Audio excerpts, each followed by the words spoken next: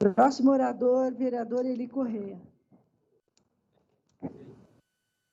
Próximo orador, vereador Eliseu Gabriel. Boa tarde, vereadora Ruth. Boa tarde, vereador. Tem Vossa Excelência a palavra. Muito obrigado.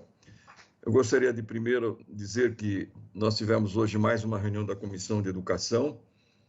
Estou bastante animado com a participação intensa dos vereadores e vereadoras que participam da comissão, um pessoal muito dedicado. Aprovamos uma série de requerimentos, de informações sobre os problemas da educação aqui na cidade de São Paulo. Nessa questão, por exemplo, desses quase 5 mil contratos de mães, também há algumas questões sendo feitas. E nós também já aprovamos o Comitê Emergencial da Crise, né? Nós retomamos esse Comitê Emergencial da Crise, que funcionou ano passado, agora de forma quinzenal, quer dizer, então já na próxima terça-feira, às 14 horas, nós teremos a primeira reunião do Comitê Emergencial da Crise, que participa a Comissão de Educação, Cultura e Esportes, mais as entidades, as pessoas envolvidas com o processo da educação. E também uma outra coisa que foi colocada aqui foi uma audiência pública, né, em conjunto com a Comissão de Trânsito e Transporte, sobre a questão do passe do idoso. Também é outra questão que muitas pessoas têm levantado e que nós aprovamos na nossa comissão também, essa audiência pública. Eu queria dizer mais uma coisinha, que é uma preocupação que eu tenho sobre essa PEC que está no Senado, projeto de emenda constitucional,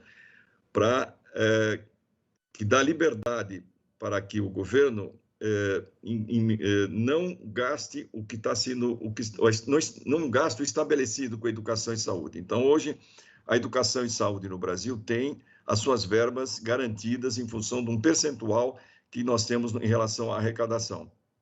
Essa questão é de uma enorme gravidade, porque até as pessoas dizem assim que eles querem votar um projeto que acione medidas de controle de gasto em momentos de crise nas contas públicas, né?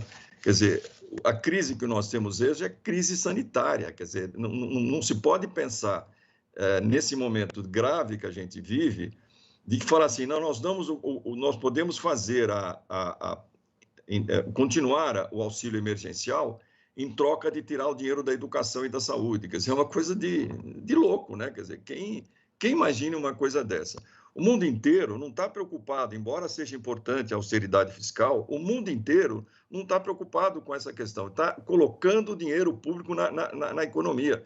Veja os Estados Unidos, por exemplo, estão colocando 3 trilhões de dólares na economia. Agora, vocês acham que o quê? Que eles conseguiram esse dinheiro como? Esse dinheiro é emissão de dinheiro. Então, nós precisamos, se não tem recurso, os problemas que o Brasil tem, felizmente, a nossa chamada dívida pública, diferentemente de outros países, diferentemente da Argentina, por exemplo, a nossa dívida pública é em real. Difícil a situação da Argentina, que a dívida dele é uma dívida externa em dólar. Então, eles não têm como produzir dólar, eles não têm como emitir dólar. E você emitir real, você pode suprir parte desses problemas internos, você pode fazer uma emissão de recursos, de dinheiro, e não significa automaticamente que vai ter inflação. Isso não, quem disse isso? A história mostra que não é assim. Se você faz emissão de recursos, não é você cria riqueza, você não tem inflação. É claro, se você emite recurso e não desenvolve a economia, é claro, vai ter inflação. Mas então nós temos que pensar seriamente em parar de querer avançar nas verbas públicas da educação, da saúde e todas as verbas que significam um melhor desempenho do Estado brasileiro, do Estado, do poder público. Eu quero também dizer mais uma coisinha sobre a questão das escolas públicas. Eu conheço escolas públicas de altíssima qualidade. Eu mesmo estudei em escola pública o tempo inteiro, né? Me formei professor, dei aula em escolas públicas, aqui em São Paulo, na periferia, e também não na periferia, como também dei aula em escolas privadas. Nós temos que lembrar, por exemplo, as escolas públicas, as escolas privadas, que são consideradas muito boas, por exemplo, alguns colégios, como Santa Cruz e outros, eles custam R$3.000 ou mais por mês, R$3.000 por mês, não é? Então, são poucas as escolas desse grupo 1, que são um grupo privilegiado, sensacional, de altíssima qualidade. São poucas as escolas. A imensa maioria das escolas privadas são escolas precárias. são escolas na periferia de São Paulo.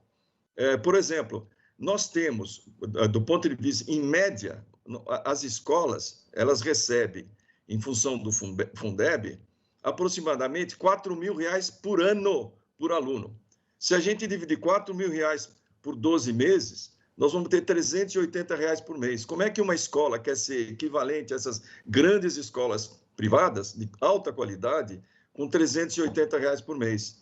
E muitas dessas escolas que são muito boas, elas têm um financiamento de ordens religiosas, de fundações, que são raridades, são muito boas mesmo. Agora, nós temos que apostar na escola pública, na direção pública das escolas. Existem estados no Brasil, e mesmo aqui em São Paulo, eu conheço pessoalmente, até convido vereadores que quiserem ir a algumas escolas públicas, vai ver a qualidade dessas escolas. Às vezes, uma escola de altíssima qualidade pública, do lado de uma outra escola também pública, que recebe o mesmo valor de aluno por ano, né, por aluno por ano, uma é de ótima qualidade, outra é péssima. Então, a gente tem que ver que existe possibilidade de nós fazermos uma escola pública de grande qualidade, e esse tem que ser o nosso esforço. Então, eu queria agradecer muito esses 5 minutos que eu tive agora. Muito obrigado, um abraço a todos.